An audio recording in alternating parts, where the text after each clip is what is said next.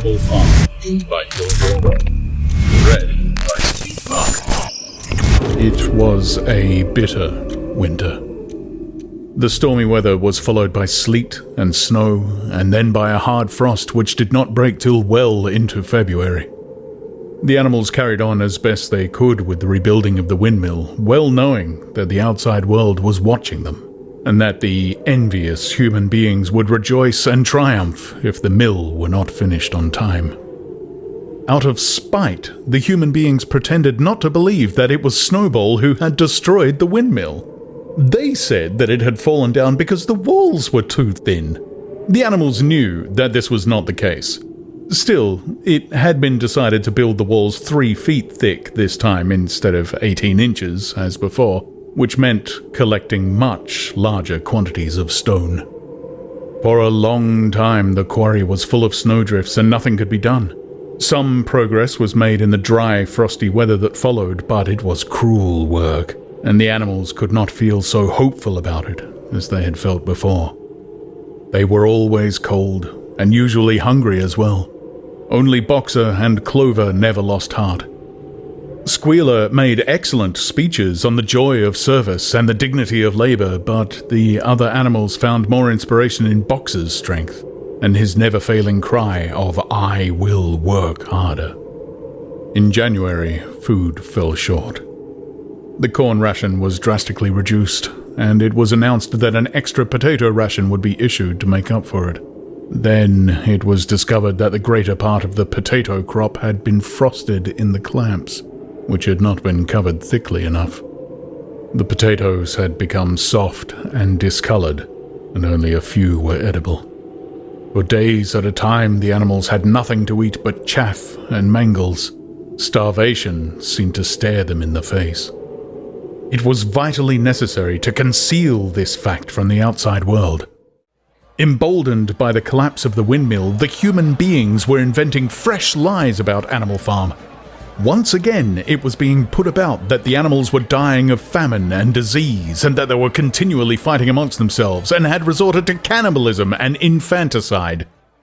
Napoleon was well aware of the bad results that might follow if the real facts of the food situation were known, and he decided to make use of Mr. Whymper to spread a contrary impression. Hitherto, the animals had had little or no contact with Whymper on his weekly visits. Now, however, a few selected animals, mostly sheep, were instructed to remark casually in his hearing that rations had been increased. In addition, Napoleon ordered the almost empty bins in the store shed to be filled nearly to the brim with sand, which was then covered up with what remained of the grain and meal. On some suitable pretext, Whymper was led through the store shed and allowed to catch a glimpse of the bins. He was deceived, and continued to report to the outside world that there was no food shortage on Animal Farm. Nevertheless, towards the end of January, it became obvious that it would be necessary to procure some more grain from somewhere. In these days, Napoleon rarely appeared in public, but spent all his time in the farmhouse, which was guarded at each door by fierce-looking dogs. When he did emerge, it was in a ceremonial manner, with an escort of 6 dogs who closely surrounded him and growled if anyone came too near. Frequently, he did not even appear on Sunday mornings, but issued his orders through one of the other pigs, usually Squealer. One Sunday morning, Squealer announced that the hens, who had just come in to lay again, must surrender their eggs.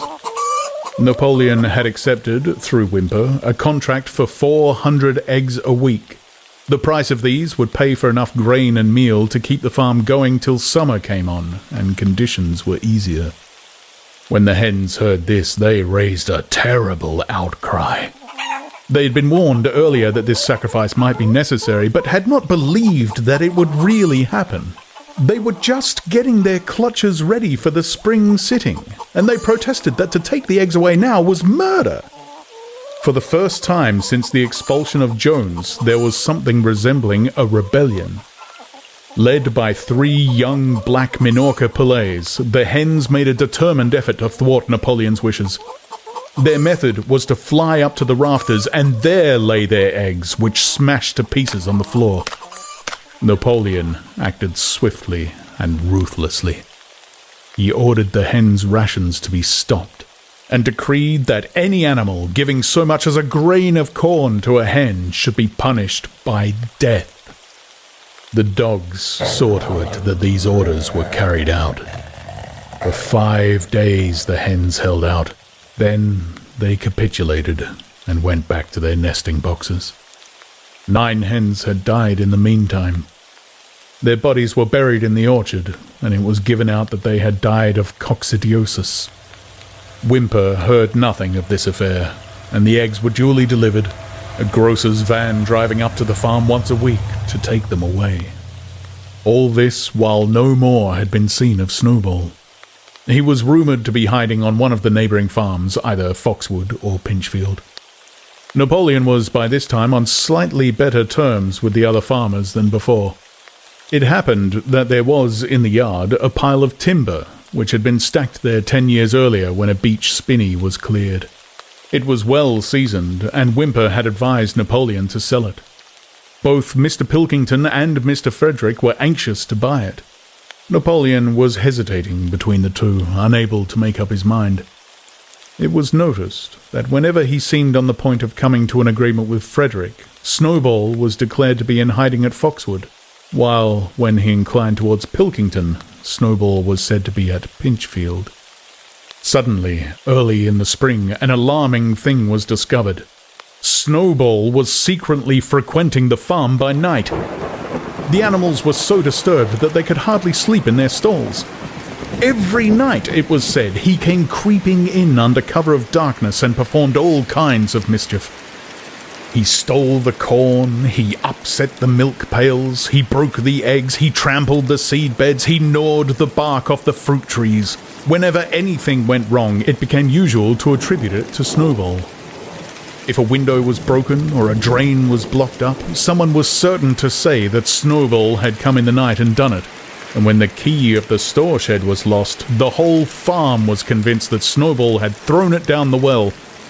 Curiously enough, they went on believing this even after the mislaid key was found under a sack of meal.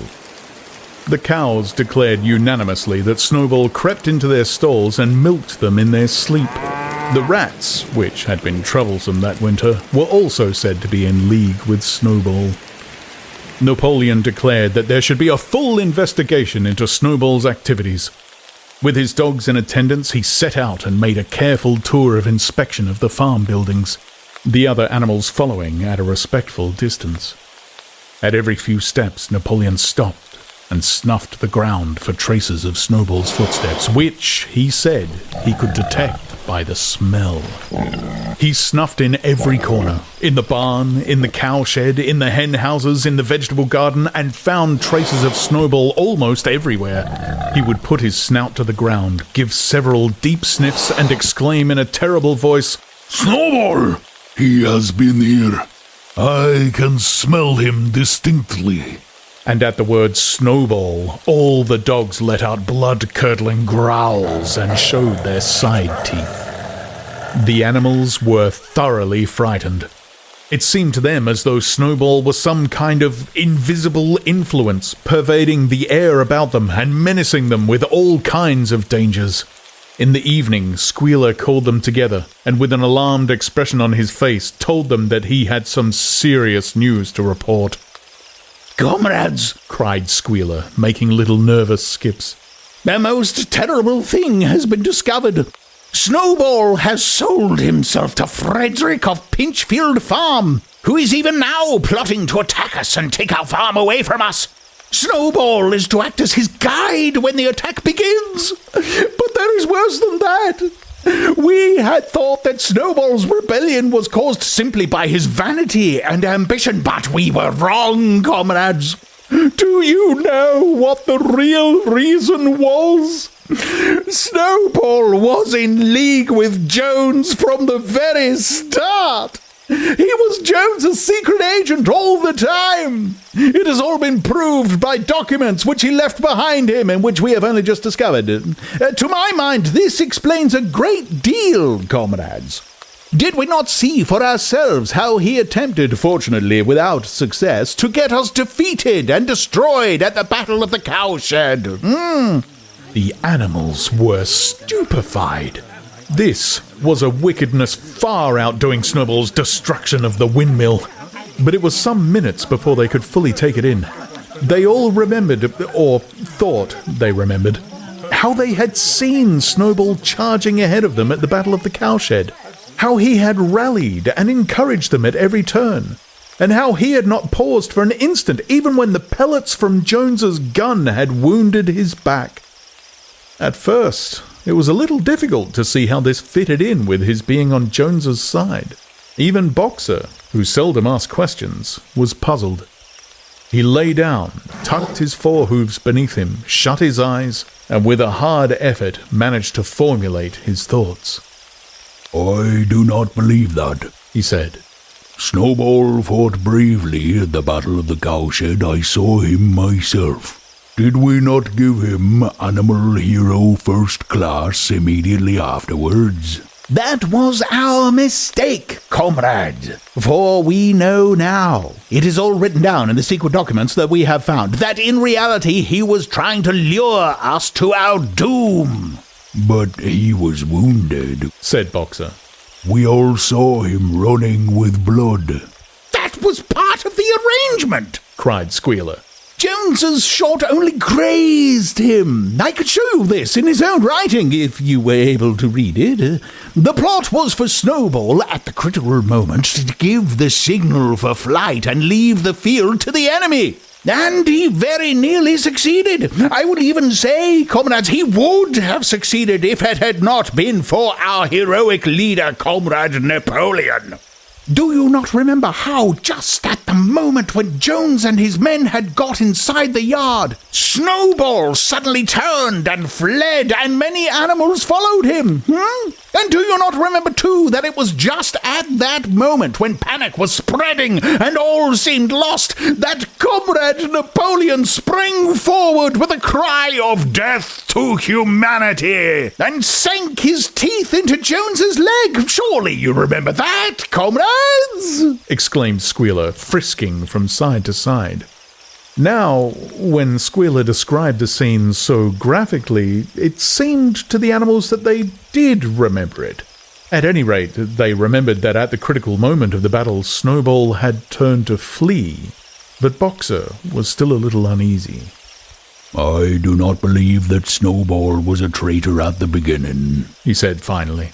"What he has done since is different. But I believe that at the Battle of the Cowshed he was a good comrade." "Our leader, Comrade Napoleon," announced Squealer, speaking very slowly and firmly, "has stated categorically, comrade, that Snowball was Jones's agent from the very beginning. Yes, and from long before the rebellion was ever thought of." "Ah, that is different," said Boxer. "If Comrade Napoleon says it, it must be right." "That is the true spirit, comrade," cried Squealer. But it was noticed he cast a very ugly look at Boxer with his little twinkling eyes. He turned to go, then paused, and added impressively, "I warn every animal on this farm to keep his eyes very wide open, for we have reason to think that some of Snowball's secret agents are lurking among us at this moment." 4 days later, in the late afternoon, Napoleon ordered all the animals to assemble in the yard. When they were all gathered together, Napoleon emerged from the farmhouse, wearing both his medals, for he had recently awarded himself Animal Hero First Class and Animal Hero Second Class, with his 9 huge dogs frisking round him and uttering growls that sent shivers down all the animals' spines. They all cowered silently in their places, seeming to know in advance that some terrible thing was about to happen. Napoleon stood sternly surveying his audience. Then he uttered a high-pitched whimper. Immediately, the dogs bounded forward, seizing 4 of the pigs by the ear and dragged them, squealing with pain and terror, to Napoleon's feet. The pigs' ears were bleeding. The dogs had tasted blood, and for a few moments they appeared to go quite mad. To the amazement of everybody, 3 of them flung themselves upon Boxer. Boxer saw them coming and put out his great hoof, caught a dog in midair and pinned him to the ground.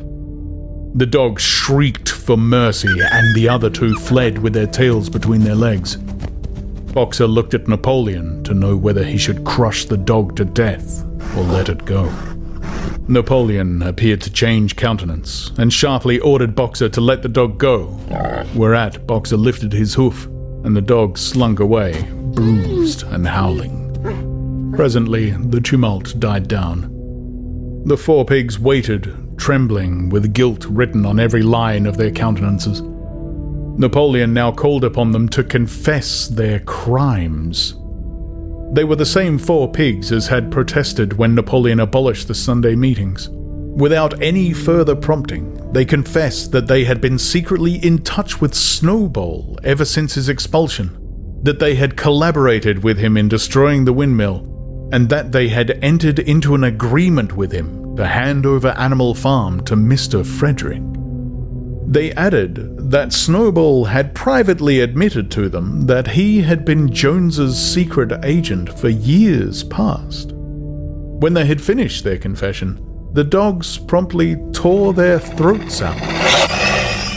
And in a terrible voice, Napoleon demanded whether any other animal had anything to confess. The 3 hens who had been the ringleaders in the attempted rebellion over the eggs now came forward and stated that Snowball had appeared to them in a dream and incited them to disobey Napoleon's orders. They too were slaughtered. Then a goose came forward and confessed to having secreted 6 ears of corn during the last year's harvest and eaten them in the night. Then a sheep confessed to having urinated in the drinking pool, urged to do this, so she said, by Snowball. And 2 other sheep confessed to having murdered an old ram, an especially devoted follower of Napoleon, by chasing him round and round a bonfire when he was suffering from a cough. They were all slain on the spot. And so the tale of confessions and executions went on until there was a pile of corpses lying before Napoleon's feet, and the air was heavy with the smell of blood, which had been unknown there since the expulsion of Jones. When it was all over, the remaining animals, except for the pigs and dogs, crept away in a body. They were shaken and miserable. They did not know which was more shocking, the treachery of the animals who had leagued themselves with Snowball, or the cruel retribution they had just witnessed. In the old days, there had often been scenes of bloodshed equally terrible, but it seemed to all of them that it was far worse now that it was happening among themselves. Since Jones had left the farm until today, no animal had killed another animal. Not even a rat had been killed.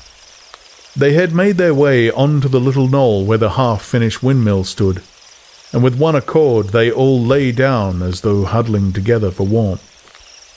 Clover, Muriel, Benjamin, the cows, the sheep, and a whole flock of geese and hens, everyone, indeed, except the cat, who had suddenly disappeared just before Napoleon ordered the animals to assemble.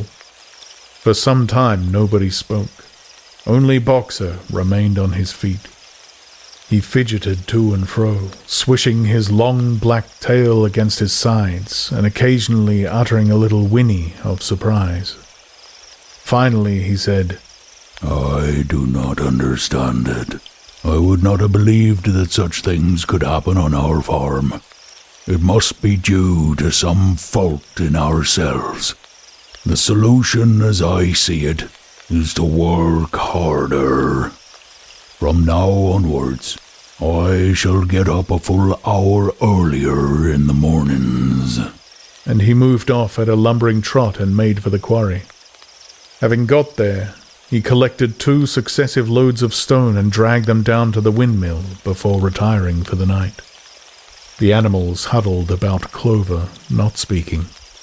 The knoll where they were lying gave them a wide prospect across the countryside. Most of Animal Farm was within their view.